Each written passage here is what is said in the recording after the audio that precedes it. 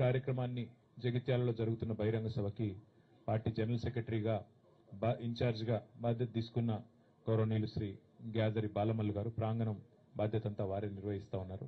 వేములవాడ నియోజకవర్గ బాధ్యులు గౌరవనీయులు శ్రీ చెల్మెడ లక్ష్మీనరసింహారావు గారు, పెద్దలు సివిల్ సప్లైస్ కార్పొరేషన్ మాజీ అధ్యక్షులు, ఈ ప్రాంగణానికి మరి మొత్తం ఏర్పాట్లకు బాధ్యత తీసుకున్న బాలమల్లు గారితో పాటుగా శ్రీ మారెడ్డి శ్రీనివాసరెడ్డి గారు, మాజీ జిల్లా పరిషత్ చైర్పర్సన్ మా సోదరి మరి శ్రీమతి దావా వసంత సురేష్ గారు, గౌరవనీయులు చొప్పదండి మాజీ శాసనసభ్యులు మన సుంకె రవిశంకర్ గారు, అదేవిధంగా వేదికపైన ఆసీనులైన మా వక్ఫ్ బోర్డు మాజీ చైర్మన్ మసీవుల్లా ఖాన్ గారు, ఇంకా మిగతా మిత్రులందరికీ పేరు పేరున హృదయపూర్వకంగా నమస్కారాలు. పత్రికా మిత్రులకు కూడా ప్రత్యేకంగా నమస్కారాలు.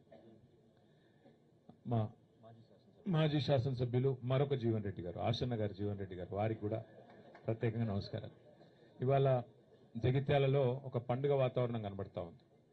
పెద్దలు మాజీ మంత్రివర్యులు జీవన్ రెడ్డి గారు, పార్టీ అధ్యక్షులు తెలంగాణ తొలి ముఖ్యమంత్రి కేసీఆర్ గారి నాయకత్వంలో మరి బీఆర్ఎస్ లో చేరబోతా ఉన్నారు అనే ఒక కోలాహలం, ఒక పండుగ వాతావరణం ఇవాళ అందరికీ కనబడతా ఉంది. హరీష్ రావు గారు ఇప్పుడు మర్యాదపూర్వకంగా జీవన్ రెడ్డి గారి ఇంటికి వెళ్లి వారిని స్వాగతించి పలకరించి, వారికి గతంలో దాదాపుగా ఒక 25 సంవత్సరాలుగా వారికి ఉన్న పరిచయం కూడా ఇద్దరికి ఉంది కాబట్టి వారిని పలకరించి సాధారణంగా పార్టీలోకి వస్తున్నందుకు ధన్యవాదాలు చెప్పడం జరిగింది.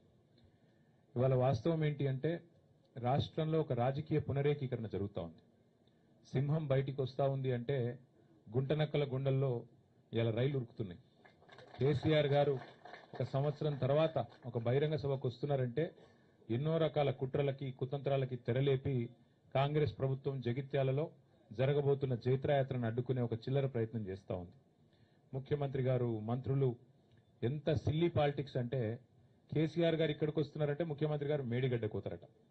2.5 ఏళ్లకెళ్లి మేడిగడ్డ కోయేందుకు ముఖ్యమంత్రికి టైం లేకుండే అర్జెంటుగా ముఖ్యమంత్రి గారికి కేసీఆర్ గారి బహిరంగ సభ ఇక్కడ ఉంటే టీవీలలో సగం కేసీఆర్ ను చూపెట్టాలి, సగం రేవంత్ రెడ్డిని చూపెట్టాలి, పేపర్లలో సగం రేవంత్ రెడ్డిది రాయాలి, అవతలికు కేసీఆర్ది రాయాలని ఒక చిల్లర ప్రయత్నం. అంటే ఇంత కుత్సితమైన, ఇంత కుసంస్కారమైన, ఇంత చిన్న మెదడున్న ముఖ్యమంత్రి బహుశా భారతదేశంలో ఎవరు ఉండరు, ఒక రేవంత్ రెడ్డి తప్ప.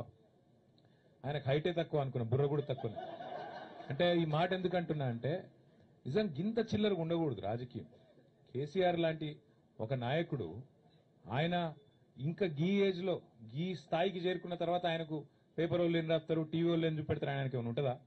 జగిత్యాలకు వచ్చుడు, జనాలను కలుసుడు, అందరి ముందు మాట్లాడుడు, లక్షలాది మందితో సంభాషించుడు కేసీఆర్ గారికి తెలిసిందే గది, ఆయన ప్రస్థానమే అది.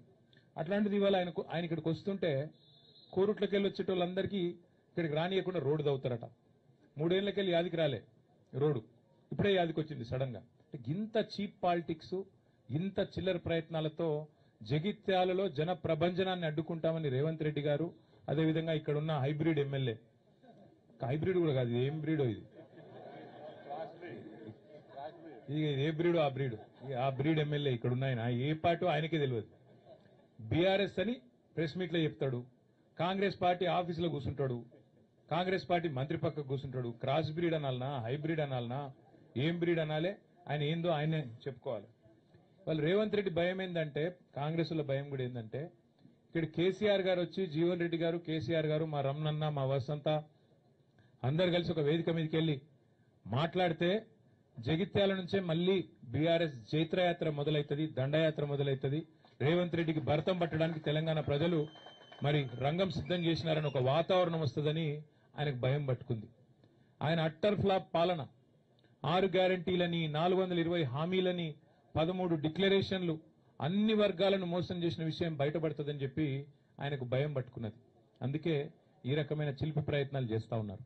కానీ ఒకటి మాత్రం వాస్తవం, ఇదే జగిత్యాలలో కేసీఆర్ గారు గతంలో ఎన్నో బహిరంగ సభలు నిర్వహించారు. ఈ సభ కూడా అద్భుతంగా విజయవంతం అవుతుంది.